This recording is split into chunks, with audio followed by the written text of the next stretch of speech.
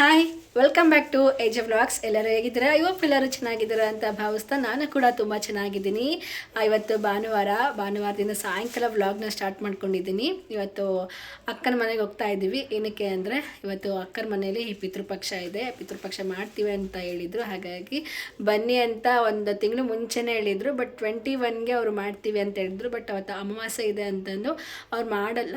ಹಾಗಾಗಿ ಇವತ್ತು ಮಾಡ್ತೀವಿ ಅಂತೇಳಿ ಸಡನ್ನಾಗಿ ಪ್ಲ್ಯಾನ್ ಮಾಡಿಕೊಂಡು ಮಾಡ್ತಾ ಇದ್ದಾರೆ. ನಾವು ಕೂಡ ರೆಡಿ ಆಗಿಬಿಟ್ಟು ಸ್ವಲ್ಪ ಬೇಗನೆ ಹೋಗ್ಬೇಕಿತ್ತು. ಆದರೆ ನಾವು ಕೂಡ ಇವತ್ತು ಸಂಡೇ ಅಂತಂದು ಒಂದು ವಾರದಿಂದನೂ ರೆಸ್ಟೇ ಇರಲಿಲ್ಲ. ಅದು ಇದು ಕೆಲಸ ಅಂತ ಮಾಡ್ತಾನೆ ಇದ್ವಿ. ಸರಿಯಾಗಿ ಸ್ಲೀಪಿಂಗ್ ಇರ್ತಾ ಇರಲಿಲ್ಲ. ಬಟ್ ಇವತ್ತು ಫುಲ್ ಡೇ ರೆಸ್ಟ್ ಮಾಡೋಣ, ಒಂದು 12 ಗಂಟೆ 1 ಗಂಟೆ ಎದ್ದೇಳಬೇಕು ಅಂತ ಅಂದ್ಕೊಳ್ತಾ ಇದ್ವಿ. ಬಟ್ 11:15 ಎದ್ವಿ. ಅಕ್ಕ ಇದ್ದ ತಕ್ಷಣ ಅವರೇ ಕಾಲ್ ಮಾಡಿಬಿಟ್ಟು ಹೇಳಿದರು ನಮಗೆ ಈ ಥರ ಬನ್ನಿ ಅಂತ. ಸೊ ಅದಕ್ಕೆ ಈಗ ಆಲ್ಮೋಸ್ಟ್ ಈವ್ನಿಂಗ್ ಒಂದು 5 o'clock ಆಗಿದೆ ಟೈಮಿಂಗು. ಈ ಒಂದು ಟೈಮಿಂಗಲ್ಲಿ ಹೋಗ್ತಾ ಇದ್ದೀವಿ. ಇನ್ನು ಅವನ ಮನೆಯಲ್ಲಿ ಯಾವ ರೀತಿಯಾಗಿ ಪಿತೃಪಕ್ಷ ಮಾಡ್ತಾರೆ ಅಂತಂದು ನೋಡೋಣ. ಅದು ನಮ್ಮ ಕಡೆ ಇರೋ ಪಿತೃಪಕ್ಷ ಅಂತ ಹೇಳಲ್ಲ, ಹಿರಿಯರಿಗೆ ಎಡೆ ಹಾಕ್ತೀವಿ ಅಂತ ಹೇಳ್ತಾಯಿದ್ರು. ಇಲ್ಲಿ ಪಿತೃಪಕ್ಷ ಅಂತೆಲ್ಲ ಈ ಕಡೆ ಎಲ್ಲ ಹೇಳ್ತಾ ಇದ್ದಾರೆ. ಸೊ ಅವ್ರ ಮನೇಲಿ ಯಾವ ರೀತಿಯಾಗಿ ಪಿತೃಪಕ್ಷನ ಮಾಡ್ತಾರೆ ಅಂದರೆ ಒಬ್ಬೊಬ್ಬರು ಒಂದೊಂದು ಮನೇಲಿ ಒಂದೊಂದು ಥರ ಮಾಡ್ತಾರೆ. ಇವ್ರ ಮನೇಲಿ ಯಾವ ರೀತಿಯಾಗಿ ಮಾಡ್ತಾರೆ ಅಂತಂದು ನಾನು ನಿಮಗೆ ತಿಳಿಸ್ಕೊಡ್ತೀನಿ, ಬನ್ನಿ. ಸೊ ಇವಾಗ ಟೈಮ್ ಆಗಿದೆ, ಈಗ ನಾವು ಹೊರಡ್ತೀವಿ. ರೆಡಿ ಆದ್ವಿ ಹೋಗೋಕ್ಕೆ. ಆ ಟೈಮಲ್ಲಿ ಕೀ ಬೇರೆ ಕಳೆದೋಗಿತ್ತು. ನಮ್ಮ ಹಸ್ಬೆಂಡು ಕೀ ಹುಡುಕ್ತಾ ಇದ್ದಾರೆ. ನಾನು ಕೇಳ್ತಾ ಇದ್ದಾರೆ ಕೀ ಎಲ್ಲಿದೆ ಅಂತ. ನನಗೆ ಗೊತ್ತಿಲ್ಲ ಅಂತ ಹೇಳ್ತಾ ಇದ್ದೆ. ಅವರು ಇಲ್ಲ ನೋಡು ಅಂತ ಹೇಳ್ತಾಯಿದ್ರು. ಸರಿ ಅಂದ್ಕೊಂಡು ಹಾಗೆ ಮಾತಾಡ್ತಾ ನಿಂತ್ಕೊಂಡ್ವಿ. ಫೈನಲಾಗಿ ಕೀ ಸಿಕ್ತು. ಕೀ ತೊಗೊಂಡು ಹೋಗ್ತಾ ಇರಬೇಕಾದ್ರೆ ಇದು ಸುಂಕದ ಕಟ್ಟೆಯಲ್ಲಿ ನಾನು ವಿಡಿಯೋ ಮಾಡ್ಕೊತಾ ಇದ್ದೀನಿ. ರೀಸೆಂಟಾಗಿ ಇಲ್ಲಿ ಅಪ್ಪ ಮಕ್ಕಳು ಡೆತ್ ಆಯಿತು ಆ್ಯಕ್ಸಿಡೆಂಟಲ್ಲಿ, ಸ್ಪಾಟಲ್ಲೇ ಡೆತ್ ಆದರು. ಸೊ ಅದ್ರ ಬಗ್ಗೆನೇ ಮಾತಾಡ್ತಾ ಹೋಗ್ತಾ ಇದ್ವಿ. ಹಾಗಾಗಿ ಸ್ವಲ್ಪ ಹುಷಾರಾಗಿ ಹೋಗಿ ಅಂತೆಲ್ಲ ಹೇಳ್ತಾ ಇದ್ದೆ. ಸರಿ ಅಂತ ಹೇಳ್ತಾಯಿದ್ರು. ಸೊ ಫೈನಲಾಗಿ ಅಕ್ಕರ ಮನೆಗೆ ರೀಚ್ ಆದ್ವಿ. ಕರೆಕ್ಟಾಗಿ ರೀಚ್ ಆಗೋಷ್ಟಿಗೆ ಪೂಜೆ ಎಲ್ಲ ಆಗೋಗಿತ್ತು. ಇನ್ನೇನು ಹೊರಗಡೆ ಹೋಗಬೇಕು ಅಷ್ಟೊತ್ತಿಗೆ ನಾವು ಕೂಡ ಹೋದ್ವಿ. ಕರೆಕ್ಟ್ ಟೈಮಿಗೆ ಬಂದಿದ್ರ ಅಂತೆಲ್ಲ ಹೇಳ್ತಾಯಿದ್ರು. ನಮಗೊಂಥರ ಖುಷಿ ಆಗ್ತಾಯಿತ್ತು. ನಾವು ಕೂಡ ಪಿತೃಪಕ್ಷಕ್ಕೆ ಏನೇನು ತೊಗೊಂಡೋಗ್ಬೇಕು, ಹಣ್ಣು ಕಾಯಿ ಹೂವೆಲ್ಲ ತೊಗೊಂಡೋಗಿ ಪೂಜೆ ಎಲ್ಲ ಮಾಡ್ತಾಯಿದ್ವಿ. ಎಷ್ಟು ಚೆನ್ನಾಗಿ ಮಾಡಿದ್ರು. ಸಿಂಪಲ್ ಆಗೋದು ತುಂಬ ಚೆನ್ನಾಗಾಗಿತ್ತು. ಇಲ್ಲೆಲ್ಲ ಏನಂತಾರೆ ಪಿತೃಪಕ್ಷ ಅಂದರೆ ನಮ್ಮ ಕಡೆ ಹಿರಿಯರ ಪೂಜೆ ಅಂತ ಹೇಳ್ತೀವಿ. ಸ್ಟಾರ್ಟಿಂಗಲ್ಲಿ ನನಗೂ ಸಹ ಪಿತೃಪಕ್ಷ ಅಂತಂದರೆ ಏನೂ ಗೊತ್ತಾಗ್ತಿರಲಿಲ್ಲ. ಆಮೇಲೆ ಈ ಥರ ದೊಡ್ಡವ್ರಿಗೆ ಅಂದರೆ ಹಿರಿಯರಿಗೆ ಎಡೆ ಹಾಕೋದು ಅಂತೆಲ್ಲ ಹೇಳ್ತಾಯಿದ್ರು. ಸರಿ ಅಂದ್ಕೊಂಡು ಅವರು ಕೂಡ ಪೂಜೆ ಎಲ್ಲ ಮಾಡಿದರು. ಅದಾದಮೇಲೆ ನಾವು ಕೂಡ ಪೂಜೆ ಮಾಡ್ತಾಯಿದ್ವಿ. ಹೂವೆಲ್ಲ ಮುಡ್ಸೋಕ್ಕೆ ನಾನು ಇದನ್ನು ಮಾಡ್ತಾಯಿದ್ದೆ. ಅದಕ್ಕೆ ನನಗಲ್ಲಿ ಸಿಗ್ತಾ ಇರಲಿಲ್ವಲ್ಲ, ನಮ್ಮ ಹಸ್ಬೆಂಡ್ಗೆ ಹೇಳಿದೆ. ಅವರು ಕೂಡ ಬಂದು ಪೂಜೆಗೆ ಎಲ್ಲನೂ ಹೆಲ್ಪ್ ಮಾಡಿದರು. ಪೂಜೆ ಕೂಡ ಮಾಡಿದ್ವಿ, ಎಲ್ಲನೂ ನೋಡ್ತಾ ಇರ್ಬೋದು. ಹಾಗೆ ಪೂಜೆ ಮಾಡ್ತಾರೆ. ಹೂ ಮುಡಿಸ್ಬಿಟ್ಟು ಉದ್ದಿನ ಕಡ್ಡಿ ಹಚ್ಚಿ ಪೂಜೆ ಎಲ್ಲ ಮಾಡಾದ್ಮೇಲೆ ನಮಗೆ ಕೈ ಮುಗಿದು ನಿಂತ್ಕೊಂಡಿದ್ವಿ. ಆಗ ಹೂ ಬಿತ್ತು ಬಲಗಡೆಯಿಂದ. ತುಂಬಾ ಖುಷಿಯಾಗೋಯಿತು. ಅವರೆಲ್ಲ ಹೇಳ್ತಾಯಿದ್ರು ಇಷ್ಟೊತ್ತರೆಗೂ ಪೂಜೆ ಮಾಡಿ ಎಲ್ಲ ನಿಂತ್ಕೊಂಡೆಲ್ಲ ಮಾಡಿದ್ರು, ನಮಗೆ ಹೂ ಬರಲಿಲ್ಲ, ನೀವು ಬಂದ ತಕ್ಷಣ ಪೂಜೆ ಮಾಡಿದ ತಕ್ಷಣ ಹೂ ಕೊಟ್ರಲ್ವಾ ಅಂತಂದು ಖುಷಿಪಟ್ಟರು. ಸೊ ಆದಷ್ಟು ಬೇಗ ನಿಮ್ಮಲ್ಲಿ ತೊಟ್ಲು ತೋಗ್ಲಿ ಅಂತೆಲ್ಲ ಹೇಳ್ತಾಯಿದ್ರು. ಅದನ್ನೆಲ್ಲ ಕೇಳಿ ತುಂಬ ಖುಷಿ ಆಗ್ತಿತ್ತು. ಇದಾದಮೇಲೆ ನಮ್ಮ ಹಸ್ಬೆಂಡ್ ಕೂಡ ಪೂಜೆ ಮಾಡಿದ್ರು. ಅವ್ರಿಗೂ ಕೂಡ ಹೂ ಬಿತ್ತಂತೆ. ಸೊ ಇದೆಲ್ಲ ಕೇಳಿದ ತಕ್ಷಣ ಏನೋ ಒಂಥರ ಮನಸ್ಸಿಗೆ ಸಮಾಧಾನ ಅನ್ನಿಸ್ತು. ಕರೆಕ್ಟ್ ಟೈಮಿಗೆ ಬಂದು ಪೂಜೆ ಮಾಡಿದ್ವಲ್ಲ ಅನ್ನೋ ಒಂದು ಖುಷಿ ಒಂದು ಕಡೆ. ಆದರೆ ಅವ್ರಿಗೆಲ್ಲ ಹೂ ಕೊಟ್ಟಿಲ್ಲ, ನಮಗೂ ಕೊಟ್ಟಿದ್ದೆ ಅನ್ನೋದು ಇನ್ನೊಂದು ಕಡೆ ಖುಷಿ. ತುಂಬಾ ಚೆನ್ನಾಗಿ ಅನ್ನಿಸ್ತಾ ಇತ್ತು ನನಗೆ. ಅದನ್ನು ಹೇಳಲಿಕ್ಕೆ ಆಗಲ್ಲ ಅಲ್ವಾ. ಅವ್ರಿಗೂ ಒಂದು ಸ್ವಲ್ಪ ಖುಷಿ ಅನಿಸುತ್ತೆ. ಬಂದವ್ರಿಗೆ ಈ ಥರ ಎಲ್ಲ ಆದಾಗ ಅವರು ಸಹ ಖುಷಿ ಪಡ್ತಾರೆ. ಸೊ ನನಗೂ ಅಷ್ಟೇ ಸಿಕ್ಕಾಪಟ್ಟೆ ಖುಷಿ ಆಯಿತು. ನಾವು ಕೂಡ ಎಲ್ಲೂ ಹೋಗೋಕ್ಕಾಗಲ್ಲ. ಇಲ್ಲಿ ಬೆಂಗಳೂರಲ್ಲಿ ಅಂದರೆ ಅಕ್ಕನ ಮನೆ ಒಂದೇ ಇರೋದು. ಅಕ್ಕನ ಮನೆ ಬಿಟ್ಟು ಇನ್ನು ಯಾರ ಮನೆಯೂ ಹೋಗೋದು ಇಲ್ಲ ಜಾಸ್ತಿ. ಅವರು ಏನಾದರೂ ಫಂಕ್ಷನ್ಸ್ ಇರಲಿ ಏನೇ ಇರಲಿ ನಮಗೆ ಕರೀತಾರೆ. ಹಾಗಾಗಿ ನಾವು ಬರಲ್ಲ ಅಂತ ಹೇಳೋದೇ ಇಲ್ಲ. ಏನಾದರೂ ಊರಲ್ಲಿದ್ದಾಗ ಮಾತ್ರ ನಾವು ಹೋಗ್ಲಿಕ್ಕಾಗಲ್ಲ. ಅದರ್ವೈಸ್ ಇಲ್ಲೇ ಇದ್ದರೆ ಖಂಡಿತವಾಗಿ ಅವ್ರ ಮನೆಗೆ ಹೋಗ್ತೀವಿ. ಹಾಗಾಗಿ ಅವ್ರ ಮನೆಗೆ ಅಷ್ಟು ಅಟ್ಯಾಚ್ಮೆಂಟ್ ಜಾಸ್ತಿ ಇರೋದ್ರಿಂದ ಅವರು ಹೂ ಕೂಡ ಕೊಟ್ಟರು ಅಂತಲೇ ಹೇಳಲಿಕ್ಕೆ ನಾನು ಇಷ್ಟಪಡ್ತೀನಿ. ಪೂಜೆ ಕೂಡ ತುಂಬಾ ಚೆನ್ನಾಗಾಯಿತು. ಎಲ್ಲರೂ ಸಹ ಪೂಜೆ ಮಾಡಿಬಿಟ್ಟು ಎಲ್ಲ ಪೂಜೆ ಆದಮೇಲೆ ಎಲ್ಲರೂ ಹೊರಗಡೆ ಹೋಗಿ ನಿಂತ್ಕೊಂಡ್ವಿ. ಇಲ್ಲಿ ಒಂದೊಂದು ಕಡೆ ಒಂದೊಂದು ಥರ ಸಂಪ್ರದಾಯ. ಒಬ್ಬರು ಬಾಗಿಲು ಹಾಕ್ಕೊಂಡು ಹೋಗ್ತಾರೆ, ಒಬ್ಬರು ಹಾಗೆ ಹೋಗ್ತಾರೆ. ಇವರು ಎಡೆ ಎಲ್ಲ ಪೂಜೆ ಮಾಡಾದ್ಮೇಲೆ ಎಡೆ ಎಲ್ಲ ತೊಗೊಂಡು ಮೇಲೆ ಹೋಗ್ಬಿಟ್ಟು ಪಕ್ಷಿಗಳಿಗೆ ಇಟ್ಟಿದ್ದಾರೆ. ಪಕ್ಷಿಗಳು ಬಂದು ತೊಗೊಂಡೋಗ್ಬೇಕು. ಅದ್ರಲ್ಲಿ ಗೊತ್ತಲ್ವ ಯಾವ ಪಕ್ಷಿ ಅಂತಂದು. ಕಾಗೆಗಳಿಗೆ ಇಡ್ತಾರೆ. ಆದರೆ ನಮ್ಮ ಕಡೆ ಹಾಗೇನಿಲ್ಲ. ಪೂಜೆ ಎಲ್ಲ ಮುಗಿಸ್ಬಿಟ್ಟು ಎಲ್ಲರೂ ಹೊರಗಡೆ ಹೋಗಿ ಕುತ್ಕೊತೀವಿ ಅಷ್ಟೇ. ಅದಾದಮೇಲೆ ಒಂದು ಅರ್ಧ ಗಂಟೆ ತನಕ ಒಳಗಡೆ ಬರಲ್ಲ, ನಾವು ಹೊರಗಡೆನೇ ಇರ್ತೀವಿ. ಅದಾದಮೇಲೆ ಒಳಗಡೆ ಬರ್ತೀವಿ. ಆದರೆ ಇಲ್ಲಿ ಎಲ್ಲ ಈಗ ಪೂಜೆಗೆ ಮಾಡಾದ್ಮೇಲೆ ಎಡೆ ಎಲ್ಲ ಇಟ್ಟಿದ್ರಲ್ಲ ಪೂಜೆಗೆ, ಆ ಎಡೆ ಎಲ್ಲ ತೊಗೊಂಡು ಕಲಿಸ್ಬಿಟ್ಟು ಅದನ್ನು ತೊಗೊಂಡೋಗಿ ಟೆರೆಸ್ ಮೇಲೆ ಇಡ್ತಾರೆ. ಜೊತೆಗೆ ಒಂದು ಲೋಟದಲ್ಲಿ ನೀರು ತಗೊಂಡು ಹೋಗ್ತಾರೆ. ಒಂದೊಂದು ಕಡೆ ಒಂದೊಂದು ಥರ ಸಂಪ್ರದಾಯ. ಸೊ ನಮ್ಮ ಕಡೆ ಈ ಥರ ಸಂಪ್ರದಾಯ ಎಲ್ಲ ಇದೆ. ಫಸ್ಟ್ ಟೈಮ್ ಈ ಥರ ನೋಡಿದ್ದು. ಅದರಲ್ಲೂ ನಾನ್ ವೆಜ್ ಮಾಡಿದಾಗ ಮುದ್ದೆ, ರೊಟ್ಟಿ, ಚಪಾತಿ ಚಪಾತಿ ಎಲ್ಲ ಮಾಡ್ತಾರೆ. ಬಟ್ ಇವರು ದೋಸೆ ಮಾಡಿದ್ದಾರೆ. ಇದೇನು ದೋಸೆ ಮಾಡಿದ್ರಲ್ಲ ಅಂತ ಕೇಳ್ತಾ ಇದ್ದೆ ನಮ್ಮ ಅಕ್ಕಗೆ. ಇಲ್ಲ, ಇವರು ದೋಸೆನೇ ಮಾಡೋದು.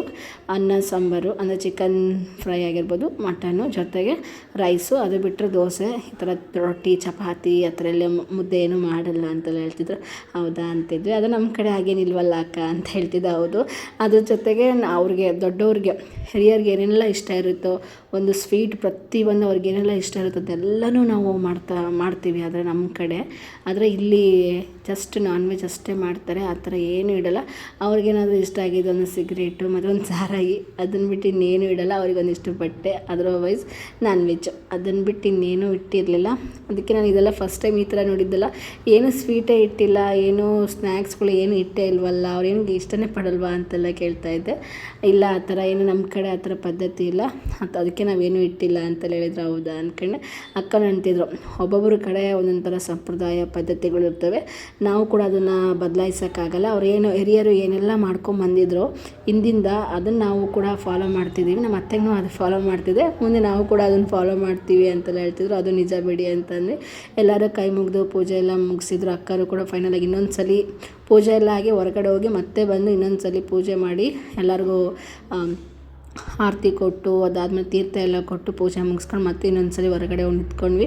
ಅಣ್ಣ ಕೂಡ ಮೇಲೆ ಎಲ್ಲ ತೊಗೊಂಡೋಗಿ ಎಡೆ ಎಲ್ಲ ತೊಗೊಂಡೋಗಿದ್ರು. ನಾವು ಕೂಡ ಹೊರಗಡೆ ನಿಂತ್ಕೊಂಡಿದ್ವಲ್ಲ, ಅದೇನೋ ಗೊತ್ತಿಲ್ಲ, ನಮ್ಮ ಮನೆಯವ್ರಿಗೆ ಹೆಣ್ಮಕ್ಳು ಅಂದರೆ ತುಂಬ ಇಷ್ಟ. ಚಿಕ್ಕ ಚಿಕ್ಕ ಮಕ್ಳ ಮೇಲೆ ತುಂಬ ಜೀವ ಮಾಡ್ತಾರೆ. ಅದರಲ್ಲಿ ಇವಳಂತೂ ಯಶಿಕಾ ನಮ್ಮ ಮನೆಯವ್ರ ಮೇಲೆ ತುಂಬಾ ಜೀವ ಮಾಡ್ತಾಳೆ. ಅವ್ರು ಬಂದರೆ ಸಾಕು, ಅವ್ರಿಗೆ ಅಪ್ಪ ಅಮ್ಮ ಯಾರು ಬೇಡ, ಇವ್ರ ಜೊತೆಗೆ ಟೈಮ್ ಸ್ಪೆಂಡ್ ಮಾಡ್ತಾಳೆ. ಸೊ ಎಲ್ಲರೂ ಹೊರ ನಿಂತ್ಕೊಂಡಿದ್ವಲ್ಲ, ಹಾಗೆ ಒಂದು ವೀಡಿಯೋ ಮಾಡ್ಕೊತಾ ಇದ್ದೆ. ಫೋಟೋ ಅಂತ ತಕ್ಷಣ ಎಲ್ಲರೂ ಫೋಸ್ ಕೊಡ್ತಾ ಇದ್ದಾರೆ. ಫೋಟೋ ಎಲ್ಲ ವೀಡಿಯೋಸ್ ಅಂತ ತಕ್ಷಣ ಎಲ್ಲರೂ ಅಲರ್ಟಾಗಿ ಮುಂದೆ ಬರ್ತಾ ಇದ್ದಾರೆ. ನೀವು ನೋಡ್ತಾ ಇರ್ಬೋದು. ಅಂದರೆ ತುಂಬ ಖುಷಿ ಆಗ್ತಿತ್ತು. ಅಣ್ಣ ಕೂಡ ಆಮೇಲೆ ಫೋಟೋಗೆ ಅಂತ ಬಂದರು, ವೀಡಿಯೋಗೆ ಬರಲಿಲ್ಲ ಮುಂದಕ್ಕೆ. ಇರಲಿ ಬನ್ನಿ, ಒಂದು ಮೆಮೊರೀಸ್ ಆಗಿ ಉಳ್ಕೊಳ್ಳುತ್ತೆ ಅಂತೆಲ್ಲ ಹೇಳಿದೆ. ಹ್ಞೂ ಅಂತ ಬಂದರು. ಇದಾದಮೇಲೆ ಎಲ್ಲರೂ ಒಬ್ಬೊಬ್ಬರೇ ಊಟಕ್ಕೆ ಬರ್ತಾಯಿದ್ರೆ. ಆದರೆ ಈ ಚಿಕ್ಕ ಮಕ್ಕಳು ನೀವು ನೋಡ್ತಾ ಇರೋದು ಎಷ್ಟು ಕ್ಯೂಟಾಗಿದ್ದರು ಅಂದರೆ, ಇವಳ ಜೊತೆಗೆ ಇಲ್ದೇ ಇರಲ್ಲ ಅವ್ರು, ಯಾವಾಗಲೂ ಇವಳ ಜೊತೆಗೆ ಇರ್ತಾರಂತೆ. ಅದೇನೋ ಗೊತ್ತಿಲ್ಲ, ಮಕ್ಕಳ ಜೊತೆಗೆ ಮಕ್ಕಳಾಗಿದ್ದಾಗ ಅದು ಎಷ್ಟು ಖುಷಿಯಾಗುತ್ತೆ ಅಂದರೆ, ನಮ್ಮ ಹಸ್ಬೆಂಡು ಕೂಡ ಆ ಪಾಪುನ ಹಾಗೆ ಮಾತಾಡಿಸ್ತಾ ಫುಲ್ಲು ಕ್ಲೋಸಾಗಿ ಮೂವ್ ಮಾಡೋಕತ್ರು. ಆ ಪಾಪು ಮಾತ್ರ ನಮ್ಮ ಹಸ್ಬೆಂಡ್ ಬಿಟ್ಟು ಎಲ್ಲೂ ಕದಲುತ್ತಾನೆ ಇಲ್ಲ. ಈಗ ನೋಡ್ತಾ ಇರ್ಬೋದು. ಈಗ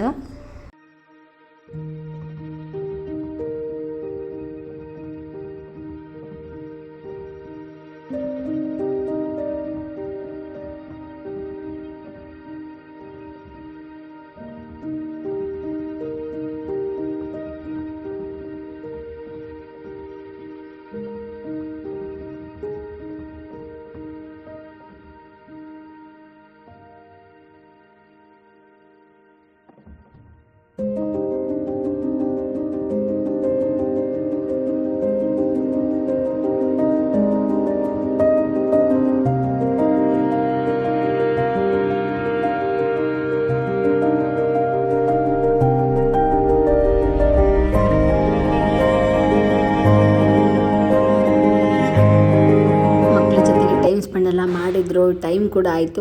ಹೊರಗಡೆಲ್ಲ ಬರ್ತಾಯಿದ್ರು ಊಟಕ್ಕೆ. ಹಾಗಾಗಿ ನಮಗೆ ರೂಮಲ್ಲೇ ಅಕ್ಕ ಊಟಕ್ಕೆ ಬಡಿಸ್ತಾಯಿದ್ರು. ಸುಮ್ಮನೆ ಅಲ್ಲೆಲ್ಲ ಅಡ್ಡಾಡ್ತಿರ್ತಾ ಇರ್ತಾರೆ. ಹಾಗಾಗಿ ಇಲ್ಲೇ ಒಳಗಡೆ ರೂಮಲ್ಲೇ ಊಟ ಮಾಡಿ ಅಂತ ಹೇಳಿದ್ರು. ಸರಿ ಅಂದ್ಕೊಂಡ್ವಿ. ತುಂಬ ಚೆನ್ನಾಗಿ ಮಾಡಿದರು. ಶ್ರಾವಣ ಇದ್ದಾಗ ಊಟ ಮಾಡೋಕ್ಕೆ ಆಗಿರಲಿಲ್ಲ. ಅದಾದಮೇಲೆ ನಮ್ಮ ಹಸ್ಬೆಂಡ್ ಕಡೆಯವ್ರ ಮನೆಗೆ ಹೋದಾಗ ಆ ಬಾಗಿನ ಕೊಡಲಿಕ್ಕೆ ಅಂತ ಹೋದಾಗ ಅಲ್ಲಿ ಅವ್ರ ಮನೇಲಿ ಊಟ ಮಾಡಿದ್ವಿ. ಅದಾದಮೇಲೆ 1 ತಿಂಗಳು 1.5 ತಿಂಗಳಾದಮೇಲೆ ಸೆಕೆಂಡ್ ಟೈಮ್ ಇಲ್ಲಿ ಊಟ ಮಾಡ್ತಿರೋದು. ನಮ್ಮ ಮನೇಲಿ ಅಡುಗೆನೇ ಮಾಡಿಲ್ಲ, ನಾನ್ ವೆಜ್. ಯಾವಾಗಲೂ ವೆಜ್ಜೇ ಅಡುಗೆ ಮಾಡಿರೋದು. ಶ್ರಾವಣ ಇದೆ, ಆ ಪೂಜೆ ಈ ಪೂಜೆ ಅಂದ್ಕೊಂಡು ಏನೂ ಮಾಡಿರಲಿಲ್ಲ. ಅದಾದಮೇಲೆ ತುಂಬಾ ಖುಷಿ ಅನ್ನಿಸ್ತಾ ಇತ್ತು. ನಮ್ಮನೇಲಿ ಮಾಡಬೇಕು ಅಂದಾಗ ಏನಾದರೂ ಒಂದು ಇರ್ತಾಯಿತ್ತು, ಹೊರಗಡೆ ಅಲ್ಲಿ ಇಲ್ಲಿ ಫಂಕ್ಷನ್ಸು ಅಂತ. ಮೊನ್ನೆ ಹೋದಾಗ ಆ ಥರ ಆಯಿತು. ಇವತ್ತು ಸಂಡೇ ಬೇರೆ ಇತ್ತಲ್ಲ ಅವತ್ತು, ಅದಕ್ಕೆ ಮಾಡಬೇಕು ಅಂತ ಅಂದ್ಕೊತಾ ಇದ್ದೆ. ಆದರೆ ಅಕ್ಕ ಕೂಡ ಕಾಲ್ ಮಾಡಿ ಸಡನ್ನಾಗಿ ಈ ಥರ ಇವತ್ತೇ ಮಾಡ್ತಾಯಿದ್ದೀವಿ, ಮತ್ತೆ ಮಾಡೋಕ್ಕೆ ಟೈಮ್ ಇಲ್ಲ, ಮತ್ತು ಇವ್ರ ಹಸ್ಬೆಂಡ್ ಕೂಡ ನಮ್ಮ ಮನೇಲಿ ಇರೋಲ್ಲ, ಕೆಲಸಕ್ಕೆ ಹೋಗ್ತಿದ್ದಾರೆ, ಪ್ರೋಗ್ರಾಮ್ ಮೇಲೆ ಇದ್ದಾವೆ ಅಂತೆಲ್ಲ ಹೇಳಿದರು. ಸರಿ ಅಂದ್ಕೊಂಡು ನಮ್ಮ ಮನೆಯವ್ರಿಗೆ ನಾನು ಚಿಕನ್ ತಂಬರಲಿಕ್ಕೆ ಹೇಳಿದ್ದೆ. ಅವರು ಈ ಥರ ಇದೆ ಅಂತ ಹೇಳಿದ ತಕ್ಷಣ ಸರಿ ಅಂತಂದೇಳಿ ಮತ್ತೆ ನಾವೇನು ಮಾಡಿಲ್ಲ, ಮನೆ ಕೆಲಸ ಮುಗಿಸ್ಕೊಂಡು ಹಾಗೆ ಹೋದ್ವಿ. ಅದಾದ ಊಟ ಎಲ್ಲ ಮುಗಿಸ್ಕೊಂಡು ಅವ್ರ ಮನೆಗೆ ಒಬ್ಬೊಬ್ಬರೇ ಎಲ್ಲರೂ ಬರ್ತಾಯಿದ್ರು, ಫ್ರೆಂಡ್ಸು ಫ್ಯಾಮಿಲಿ ಎಲ್ಲರೂ ಬರ್ತಾಯಿದ್ರು. ಊಟ ಮಾಡೋರೆಲ್ಲ ಊಟ ಮಾಡ್ತಾಯಿದ್ರು. ಇಲ್ಲಿ ಪುಟ್ಟ ಮಗು ಎಷ್ಟು ಕ್ಯೂಟಾಗಿ ಡ್ಯಾನ್ಸ್ ಮಾಡ್ತಿತ್ತು ಅಂದರೆ, ಎಷ್ಟು ಮುದ್ದಾಗಿದ್ದಾಳೆ ಅವಳು.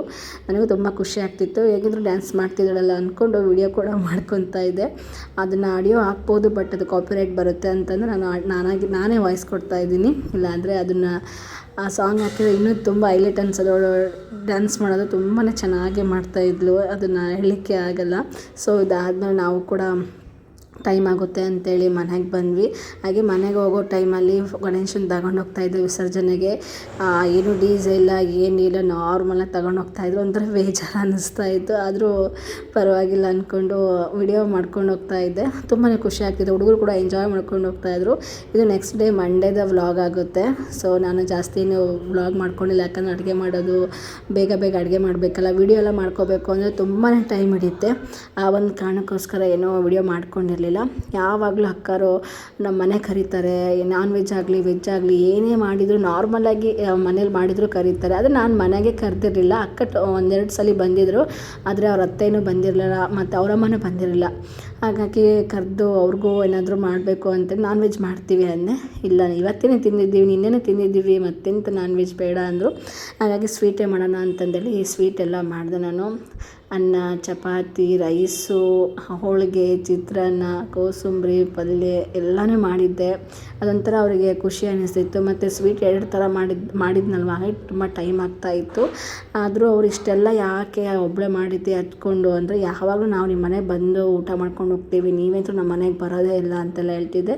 ಹಾಗಾಗಿ ಮತ್ತೆ ಬರ್ತಿರೋ ಗೊತ್ತಿಲ್ಲ, ಹಾಗಾಗಿ ಈ ಥರ ಎಲ್ಲ ಮಾಡಿದ್ದೀನಿ ಅಂತ ಹೇಳಿದೆ. ಅವ್ರು ತುಂಬಾ ಖುಷಿಪಟ್ಟು ಊಟ ಮಾಡಿದ್ರು, ತುಂಬಾ ಚೆನ್ನಾಗೈತೆ ಅಂತ ಹೇಳಿದರು. ಅದೇನೋ ಗೊತ್ತಿಲ್ಲ, ಎಷ್ಟೇ ಏನೇ ಮಾಡಿದ್ರು ಅವರು ಲಾಸ್ಟ್ ಡೇ ಫೈನಲಾಗಿ ತುಂಬ ಚೆನ್ನಾಗಿ ಅಡುಗೆ ಮಾಡಿದ್ದೆ, ತುಂಬ ಚೆನ್ನಾಗಿ ನಮ್ಮನ್ನ ಟ್ರೀಟ್ ಮಾಡ್ತೀರಾ, ನಡೆಸ್ಕೊಳ್ತೀರಾ ಅಂತೆಲ್ಲ ಹೇಳಿದಾಗ ಎಷ್ಟು ಖುಷಿ ಆಗುತ್ತೆ ಅಂದರೆ, ಅದಕ್ಕಿಂತ ಬೇರೆ ಇನ್ನೇನೂ ಬೇಡ ಅಂತ ಅನಿಸುತ್ತೆ. ತುಂಬ ದಿನ ಆದಮೇಲೆ ಮನೆಗೆ ಯಾರಾದರೂ ದೊಡ್ಡವರು ಆಗಿರ್ಬೋದು ಅಥವಾ ಮನೆಗೆ ಗೆಸ್ಟ್ಗಳು ಬಂದಾಗ ಮನೆ ಒಂಥರ ತುಂಬಿದ ವಾತಾವರಣನೇ ಕೊಡುತ್ತೆ. ಅದು ನನಗೆ ತುಂಬ ಇಷ್ಟ. ಮನೆಯಲ್ಲಿ ದೊಡ್ಡ ಮನೆಯಲ್ಲಿ ಒಬ್ಬಳೇ ಇದ್ದಾಗ ಮನೆಯಲ್ಲಿ ಯಾರಾದರೂ ಬಂದ ತಕ್ಷಣ ಎಷ್ಟು ಖುಷಿ ಆಗುತ್ತೆ ಅಂದರೆ ತುಂಬಾ ಖುಷಿ ಆಗುತ್ತೆ. ಅದಕ್ಕಿಂತ ಬೇರೆ ಏನೂ ಬೇಡ ಅಂತ ಅನಿಸುತ್ತೆ. ಮತ್ತು ಯಾವಾಗ ಬರ್ತಾರೋ ಅವರು ಬೆಳಗ್ಗಿಂದ ಸಾಯಂಕಾಲ ತನಕ ಮನೇಲಿ ಇರ್ತಾರೆ, ಅದಾದಮೇಲೆ ಸಾಯಂಕಾಲ ಹೋದ ತಕ್ಷಣ ಮನೆಯೆಲ್ಲ ಬೇಕು ಅಂತಿರುತ್ತೆ. ಮತ್ತು ಯಾವಾಗ ಅಪ್ಪ ಅವ್ರು ಬರ್ತಾರೆ ಅಂತೆಲ್ಲ ಅನ್ನಿಸ್ತಾ ಇರುತ್ತೆ. ಬಟ್ ಇವರು ಮಾರ್ನಿಂಗ್ ಬಂದಿರಲ್ಲ, ನಾವು ಹೋದರೆ ಮಾರ್ನಿಂಗ್ ಹೋಗಿ ಈವ್ನಿಂಗ್ ಬಂದುಬಿಡ್ತೀವಿ, ಇಲ್ಲಾಂದ್ರೆ ನೈಟ್ ಬಂದುಬಿಡ್ತೀವಿ. ಆದರೆ ಇವ್ರಿಗೆ ಸ್ವಲ್ಪ ಎಸ್ಟರ್ಡೇ ಅವರು ಪಿತೃಪಕ್ಷ ಮಾಡಿದ್ರಿಂದ ಫುಲ್ ಅವ್ರಿಗೂ ರೆಸ್ಟ್ ಬೇಕಿತ್ತು. ಲೇಟಾಗಿದ್ದು ಮನೆ ಕ್ಲೀನ್ ಮಾಡ್ಕೊಂಡು ಎಲ್ಲ ಕೆಲಸ ಮುಗಿಸ್ಕೊಂಬರೋಷ್ಟಿಗೆ 4:15 ಆಗಿತ್ತು. ಊಟ ಮಾಡಿದ ತಕ್ಷಣ ಹೊರಡಬೇಕು ಅಂತಿದ್ರು. ಅದು ಹೆಂಗೆ ಹೊರಡ್ತೀರಾ, ಇರ್ರಿ ರಾತ್ರಿ ಊಟ ಮಾಡ್ಕೊಂಡು ಹೋಗಂದ್ರಿ ಅಂತ ಹೇಳ್ತಿದ್ರು. ಊಟ ಮಾಡಿದ್ದ ಲೇಟು, ಹೊಟ್ಟೆ ತುಂಬ ಊಟ ಮಾಡಿಸಿದ್ಯಾ, ಎಷ್ಟು ವೆರೈಟಿ ಮಾಡಿದರೆ ಇನ್ನೇನು ಮತ್ತೆ ಹೊಟ್ಟೆಯಲ್ಲಿ ಎಸಿಯುತ್ತೆ ಅಂತೆಲ್ಲ ಹೇಳ್ತಿದ್ರು. ಆದರೂ ಪರವಾಗಿಲ್ಲ, ಊಟ ಮಾಡ್ಕೊಂಡು ಹೋಗ್ರಿ, ಫಸ್ಟ್ ರೆಸ್ಟ್ ಮಾಡಿ ಆಮೇಲೆ ನೋಡುವ ಅಂತ ಹೇಳ್ತಿದ್ದೆ. ಅವರು ಸರಿ ಅಂತ ಕೂಡ ಹೇಳಿದರು. ಇದಾದಮೇಲೆ ಟಿ ವಿ ಇರಲಿಲ್ಲ ನಮ್ಮ ಮನೆಯಲ್ಲಿ, ಇದೆ ಬಟ್ ಮೇಲಿಟ್ಟಿದ್ದೀವಿ. ಯಾವಾಗಲೂ ಇರುತ್ತೆ ಅಂತ ಹೇಳ್ತಾ ಇದ್ದೆ ಅವ್ರಿಗೆ, ಆದರೆ ನಾವೇ ನೋಡಲ್ವಲ್ಲ ಜಾಸ್ತಿ, ಫೋನೆಲ್ಲ ಯೂಸ್ ಮಾಡೋದು, ಹಾಗಾಗಿ ಟಿ ವಿಯೇ ನೋಡೋಲ್ಲ ಅಂತ ಹೇಳ್ತಿದ್ದೆ. ಸರಿ ಅಂದ್ಕೊಂಡು ಮೊಬೈಲಲ್ಲಿ ಸೀರಿಯಲ್ ನೋಡ್ತಾಯಿದ್ರು. ಸುಮ್ಮನೆ ಕೂತ್ರೆ ಟೈಮ್ ಹೋಗೋದೇ ಗೊತ್ತಾಗಲ್ಲ, ಬನ್ನಿ ಹೊರಗಡೆ ಹೋಗೋಣ ಅಂತ ಹೇಳ್ಬಿಟ್ಟು ಹಾಗೆ ಹೊರಗಡೆ ಹೋಗಿ ಎಲ್ಲ ಸ್ವಲ್ಪ ಹಂಗೆ ಲೈಟಾಗಿ ಸ್ನ್ಯಾಕ್ಸ್ ಎಲ್ಲ ತಿಂದ್ಕೊಂಡು ಐಸ್ ತಿಂದ್ಕೊಂಡು ಅವ್ರ ತುಂಬ ಹೊತ್ತು ಮಾತಾಡ್ತಾ ಟೈಮ್ ಸ್ಪೆಂಡ್ ಮಾಡಿ ಮನೆಗೆ ಬರೋಷ್ಟಿಗೆ 9 ಗಂಟೆ ಆಯಿತು. ಮನೇಲಿ ಬಂದು ಒಂದು ಸ್ವಲ್ಪ ಅವರಿಗೆ ಲೈಟಾಗಿ ಹಂಗೆ ಮಾತಾಡ್ಕೊಂತ ಕೂತ್ಕೊಂಡು ಸೋಡಾ ಎಲ್ಲ ಮಾಡಿಕೊಟ್ಟೆ. ಸ್ವಲ್ಪ ಅದು ಲೇಟಾಗಿ ಊಟ ಮಾಡಿದ್ವಲ್ಲ, ಗ್ಯಾಸ್ಟ್ರಿಕ್ ಥರ ಆಗಿದೆ ಅಂತ ಹೇಳಿದರು. ಹಾಗಾಗಿ ಆಂಟಿಗೆ ಒಂದು ಸೋಡಾ ಮಾಡಿಕೊಟ್ಟೆ, ಅವರು ಸಹ ಕುಡಿದ್ರು. ಟೈಮ್ ಕೂಡ 9:15 ಆಯಿತು. ಅವ್ರು ಹೊರಡ್ತೀವಿ, ಟೈಮ್ ಆಗುತ್ತೆ, ನಾಳೆ ಸ್ಕೂಲಿಗೆ ಹೋಗಬೇಕು ಮಗಳು ಅಂತ ಹೇಳಿದ್ರು. ಸರಿ ಅಂದ್ಕೊಂಡು ಅವರು ಕೂಡ ಕಳಿಸ್ಕೊಟ್ವಿ. ಸೊ ತುಂಬಾ ಖುಷಿ ಆಯಿತು ಎಲ್ಲರೂ ಬಂದಿದ್ದು. ಎಷ್ಟು ಖುಷಿ ಆಯಿತು ಅಂದರೆ ಅದು ಎಕ್ಸ್ಪ್ರೆಸ್ ಕೂಡ ಮಾಡಲಿಕ್ಕೆ ಆಗೋದಿಲ್ಲ. ಆದ್ರೂ ಏನು ಮಾಡೋಕ್ಕಾಗಲ್ಲ, ಅವ್ರ ಮನೆಗೆ ಅವ್ರು ಹೋಗಲೇಬೇಕು ಕೊನೆ ಮೂಮೆಂಟಲ್ಲಿ. ಸೊ ಇದಾಗಿತ್ತು ನನ್ನ ಮಂಡೆಯ ವ್ಲಾಗ್. ಯಾರಿಗಾರ ವ್ಲಾಗ್ ಇಷ್ಟ ಆಗಿದೆ ಒಂದು ಲೈಕ್ ಮಾಡಿ ಅಂತ ಹೇಳ್ತಾ ಇವತ್ತಿನ ವ್ಲಾಗ್ ಮುಗಿಸ್ತೀನಿ. ಎಲ್ಲರಿಗೂ ನಮಸ್ಕಾರ.